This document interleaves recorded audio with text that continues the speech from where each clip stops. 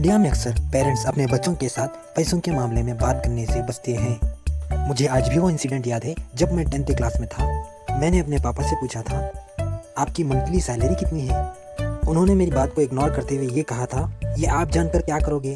ये बच्चों के जानने की बात नहीं है, आप जाकर पहले पढ़ाई करो।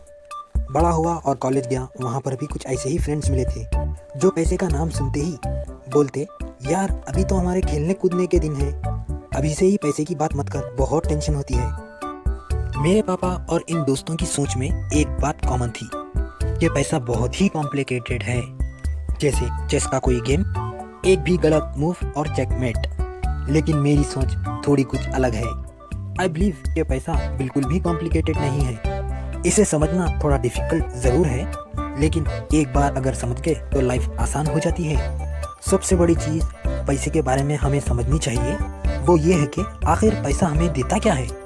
मन में थॉट आता है कि पैसा हमें एक एक्सपेंसिव फ़ोन, लग्जरी गाड़ी और एक महल जैसा घर देता है, या देने की पावर रखता है, जो कि सच भी है। लेकिन एक और सच ये है कि पैसा हमें फ्रीडम देता है।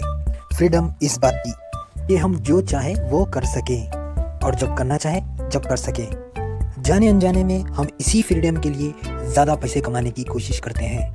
पैसे को कमाने के लिए मेनली दो तरीके हैं, या तो आप मेहनत करें या तो पैसे से मेहनत करवाएं, यानी कि उसे किस जगह और कैसे इन्वेस्ट करें। आज हम पैसे को इन्वेस्ट करने के बारे में बात करेंगे और समझेंगे ये इतना क्यों ज़रूरी है। इस बात को एक एग्जाम्पल देकर समझाता हूँ। अगर लाइफ एक जर्नी है तो पैसा एक घोड़ा है जिसे आपके साथ जोड़ दिया गया है, या तो फिर आप इस पर बैठकर जर्नी को एंजॉय कर सकते हैं, यानी कि पैसे को अपने लिए काम करवा सकते हैं, या नहीं तो आप और घोड़ा दोनों ही पैदल चल सकते हैं, यानी कि बिना पैसे को समझे बस जिंदगी भर उसके पीछे मेहनत करते हैं और जर्नी को डिफ़िकल्ट और बोरिंग बना सकते हैं। अगर आपको चॉइस मिलेगी तो आप पहला ही ऑप्शन चूज करोगे, यानी कि पैसों से अपने लिए काम करवाएंगे, जिसका मतलब है कि आप बिल्कुल सही समझे कि आप पैसे को इन्वेस्ट करेंगे और लाइफ लॉन्ग सफ़र को आसान बनाएंगे। लेकिन आप एक बेहद इम्पोर्टेंट पॉइंट भूल गए। घोड़े पे आपको सफ़र करने के लिए घुड़सवारी यानी कि हॉर्स राइडिंग भी आनी चाहिए। कुछ मीन्स आपको पता होना चाहिए पैसे को कहाँ और कितना किस जगह इन्वेस्ट करें और किन किन चीज़ों से आप बचें। आप घोड़े से नीचे गिरकर चोट भी खा सकते हैं। अगर आप पैसे को स्मार्टली इन्वेस्ट करते हैं तो आसानी से इन्फ्लेशन को बीट कर पाते हैं और अपने पैसे को कई गुना बढ़ा सकते हैं। तो चलिए घोड़े को ज़रा आराम देते हैं और आजकल जो हो रहा है उस पर आते हैं। पिछले 2 सालों में पूरी दुनिया ने क्रिप्टो करेंसी में काफ़ी इन्वेस्ट किया है। ये बात जानते हुए भी क्रिप्टो करेंसी एक रिस्की इन्वेस्टमेंट है। अगर मैं आपसे सवाल करूं कि इंडिया में कितने लोगों ने क्रिप्टो करेंसी में इन्वेस्ट किया है, कि आपका जवाब यही होगा 10 या 12 लाख लोगों ने इन्वेस्ट किया होगा। लेकिन असल जवाब सुनकर आपके होश उड़ जाएंगे। इंडिया में अब तक 75 लाख यानी 75 लाख लोगों ने इन्वेस्ट किया है, जिसकी वैल्यू एक समय में 75,000 करोड़ से भी ऊपर थी, यानी 75 लाख करोड़ से भी ऊपर। लेकिन क्रिप्टो करेंसी में अचानक गिरावट की वजह से इसकी वैल्यू 10,000 से भी नीचे हो गई है। ऐसे में कई लोगों ने अपनी मेहनत से पैसा कमाया हुआ खो दिया है।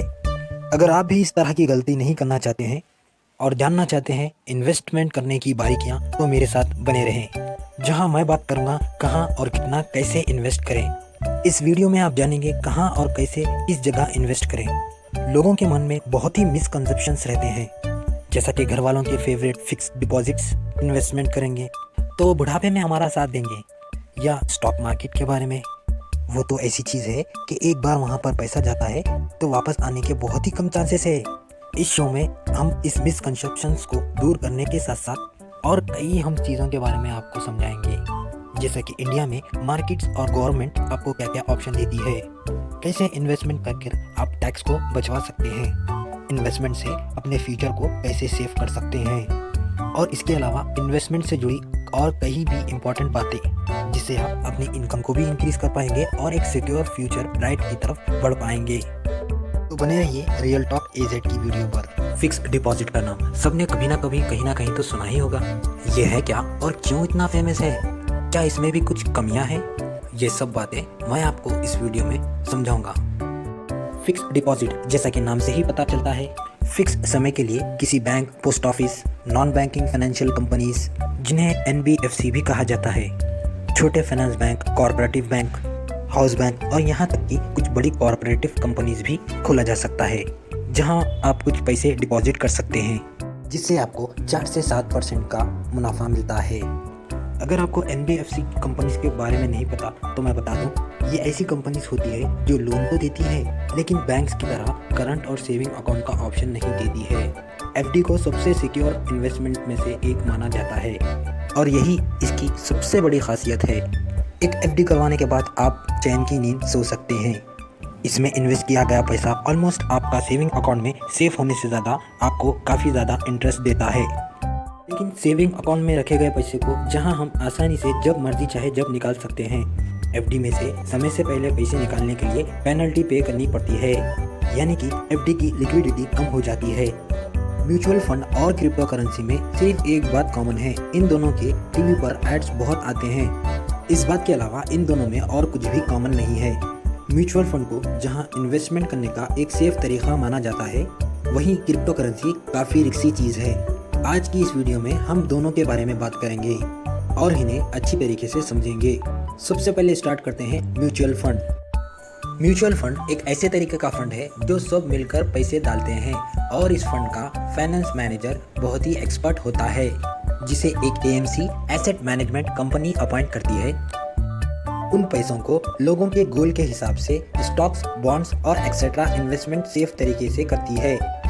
और fund manager total investor amount में से 1% से 3% और अपने कट के तौर पर ले लेते हैं, जिसे एक्सपेंसिव रेशियो कहा जाता है। लोगों के गोल कई तरह के हो सकते हैं, जैसा कि हाई रिटर्न्स और ज़्यादा रिस्क वाले और कम रिस्क वाले। उसी तरह से म्यूचुअल फंड भी कई तरीके के होते हैं। इंडिया में म्यूचुअल फंड को सेबी रेगुलेट करता है और उसने इन्हें 5 कैटेगरीज में बांटा हुआ है। सबसे पहला है इक्विटी म्यूचुअल फंड, दूसरे नंबर पर डेट म्यूचुअल फंड आते हैं, तीसरे नंबर पर आता है हाइब्रिड म्यूचुअल फंड, चौथे नंबर पर आता है सॉल्यूशन ओरिएंट म्यूचुअल फंड, आखिरी और 5वें नंबर पर आता है अदर म्यूचुअल फंड और इंडेक्स फंड सबसे इम्पॉर्टेंट है। हर फाइनेंशियल गुरु आम लोगों पर म्यूचुअल फंड पर इन्वेस्ट करने का सजेशन देता है, क्योंकि इसके फ़ायदे ज़्यादा है और रिस्क कम। म्यूचुअल फंड का सबसे बड़ा फ़ायदा ये है कि आपका इन्वेस्टमेंट पोर्टफोलियो काफ़ी ज़्यादा बढ़ जाता है, जिससे कि आपका रिस्क कम हो जाता है, जिनसे आपके फ्यूचर में हाई रिटर्न्स देने का अंदेशा बन जाता है। इंडियन गवर्नमेंट कई सालों से बहुत ही बेहतरीन स्कीम्स लेके आती है, जो कि एफडी से ज़्यादा रिटर्न्स देती है। या तो 100% रिस्क फ्री होती है या तो उनमें ना के बराबर रिस्क होता है। इन इन्वेस्टमेंट में गवर्नमेंट का गोल होता है या कि लोगों को सेव करने का तरीका सिखाया जाए। गवर्नमेंट इन स्कीम को चलाने के लिए बैंक्स यानी कि पोस्ट ऑफिस का सहारा लेती है। ये स्कीम लोगों को टैक्स बेनिफिट के साथ नॉर्मली लोगों को डिपॉजिट में इंटरेस्ट मिलने से ज़्यादा इंटरेस्ट देती है। क्योंकि ये स्कीम्स गवर्नमेंट ने बनाई है, इसलिए ये 100% सेफ एंड सिक्योर रहती है और एफडीज और नॉर्मल इन्वेस्टमेंट तरीके से गवर्नमेंट स्कीम में ज़्यादा रिटर्न्स मिलता है। सबसे फेमस गवर्नमेंट स्कीम्स में से एक है पब्लिक प्रोविडेंट फंड यानी कि पीपीएफ, जिसे इंडिया का कोई भी सिटीजन जिसकी उम्र 18 साल से ज़्यादा है उन्हें खुला सकता है। गवर्नमेंट का पीपीएफ खुलवाने का गोल ये था लोगों को मोटिवेट किया जाए कि वो छोटी छोटी सेविंग्स करें जिस पर उन्हें अच्छा सा रिटर्न मिले। आजकल इसका इंटरेस्ट रेट 7.1 चल रहा है और इसमें हर साल 1.5 लाख तक की छूट मिलती है।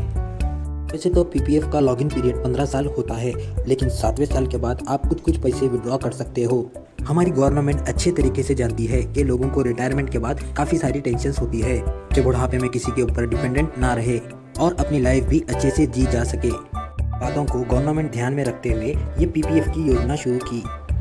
हम इस पर कंप्लीट वीडियो बनाएंगे। इन सारी